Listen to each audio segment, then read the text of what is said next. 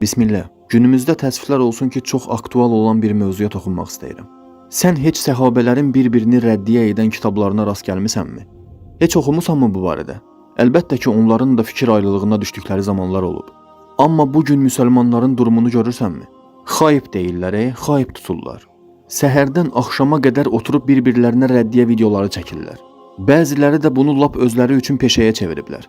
Bir-birlərinin günahlarını, zibillərini açıb ortaya tökürlər və s. Bəs səhabələrin elə şeylər etdiklərini görmüşükmü? Heç elə bir şey eşitmişikmi ki, səhabələr axşama qədər oturub dərilərdə bir-birlərinə rəddiyə yazsınlar?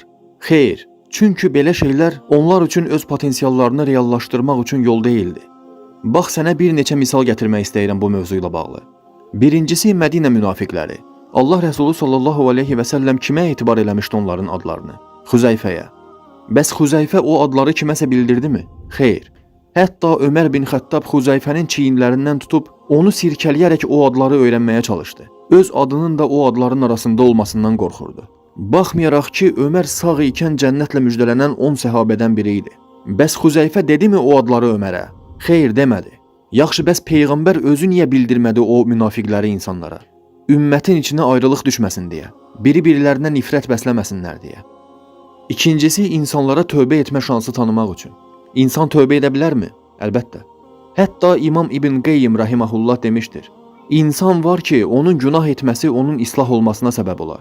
İnsan da var ki, onun salih əməlləri özündən razı olmasına və azmasına səbəb olar. Növbəti nümunəm Uxud döyüşüdür. Təpədəki ox atanlar vaxtından əvvəl yerlərini tərk edib qənimətlərə cumdularmı? Bəli. Peyğəmbərin həyatını təhlükəyə atdılarmı? Bəli. Bəs biz onların adlarını bilirikmi? Xeyr, bilmirik. Onların adlarını heç yerə yazmadılar, bildirmədilər. Heç onların zövcələri də bunu bilmədilər. Təsəvvür eləyirsənmi, Uxud döyüşü deyirəm sənə. Allah Rəsulunun həyatı təhlükədə, İslam dininin yayılması təhlükədə. Amma heç kəs onların adlarını bildirmədi. Amma bugün səhərdən axşama qədər hamı bir-birinin zibilini açıb tökür ortaya. Vallahi müsəlmanlara başqa düşmən lazım deyil ki, özümüz özümüzə düşmənik.